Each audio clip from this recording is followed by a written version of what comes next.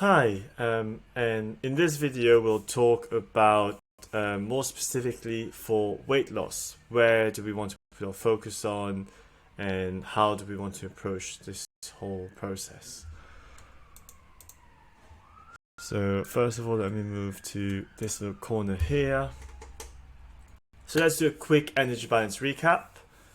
So if we remember, to lose weight, we want to be in the negative energy balance, or what is called a calorie deficit. So essentially we want our energy in to be less than our energy out, and after some time we'll find that the balance will be negative, so essentially we'll lose fat. And as a quick reminder as well, our four components for energy out are resting metabolic rate, the thermic effect of food, the thermic effect of activity, which is essentially our training, and NEAT, which is non-exercise activity thermogenesis, which is basically, simple terms, the calories or energy burned throughout the day just doing normal stuff. So a few factors that we shouldn't try and control, or we should avoid controlling, are the resting metabolic rate and thermic effect of food. The reason why is your metabolic rate is very much based on your genetics, your gender, weight, height, all of those things, and it's very difficult to manipulate. So essentially, trying to change it will require a lot of effort for very minimal result. So we often hear people say, I've got slow metabolism, I'm trying to speed it up, and it's just very difficult to do this. So what we want to do is remove our focus from this and then focus on other things that we can control, like our thermic effect of activity and our NEAT. So those are mostly based on our movement, so it's a lot easier to control. So why do we want to focus on our NEAT over our activity when it comes to calories burned?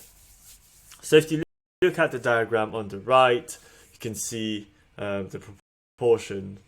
So the biggest part is our metabolic rate, and then there's thermic effect of food and NEAT, and then the smallest area is our activity, so our training session. The reason why is because usually when we train in the gym or we go for a run, it's maximum about an hour and a half, maybe, if you really push yourself, and that's not very much compared to your whole day. Whereas for the rest of the day, if you remove the hours you're sleeping, there's about 14 to 15 hours left. And there are lots of other things that we can focus on during that 1 hour of workout, such as developing skills and movement patterns, building strength, building muscles, endurance, health and fitness, and mobility, stability, and so much more. So once you remove that focus of burning as many calories as possible, you may start to enjoy your workout a bit more. So you'll find that you can focus on that progression. It's not just about that almost like a chore that we want to keep being as exhausted as possible, push yourself as hard as possible every time. It's about developing, improving and growing. And yeah, so we tend to enjoy a workout a lot more when we approach it this way. A little bit more on why we want to focus on NEAT. So essentially we want to focus on moving a bit more for the rest of the day. We touched on it in our previous video on why it's better for health, so cardiovascular fitness, but also if you think about it, if for every hour you burn a little bit more calories from walking around, from moving a little bit, and if you do this for 14 to 15 hours, that can have a very big impact on your daily calorie burned. So more movement also makes us feel better throughout the day. If you compare a day being out and about, being in the park, compared to a day where you sit at your desk the whole day working, you can already imagine it. Another thing is, after an hour running, we all often feel exhausted. So let's say you run on a treadmill for an hour straight in the morning. Often what happens is we're so tired that we just get home and we just lie on the sofa for the rest of the day, just getting through the whole of Netflix. Whereas if you compare this to just moving a little bit more during the day, we are very rarely exhausted. So you'll feel a bit tired, you might feel a bit stiff, but there's no way we'll be as exhausted as a whole hour of running on the treadmill, which also sounds horrible. So yeah, just moving a little bit more, you'll find that we can burn a lot of calories, we can spend a lot of energy, but we don't feel nearly as tired as we would if we ran an hour straight on the treadmill. So those are a few tips on how to increase your NEAT.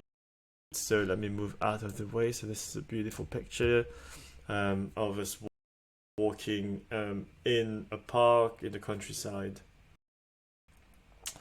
So yeah, usually the general tip is to get about 10 to 12,000 steps per day on average. So this is mostly for trying to burn as many calories as possible. So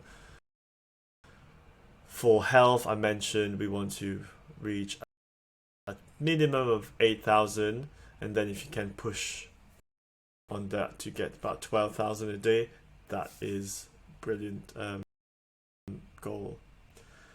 A few other tips: take the stairs instead of the lift, unless you're having to climb 50 stories or something. So if you like a little bit of challenge, go for it.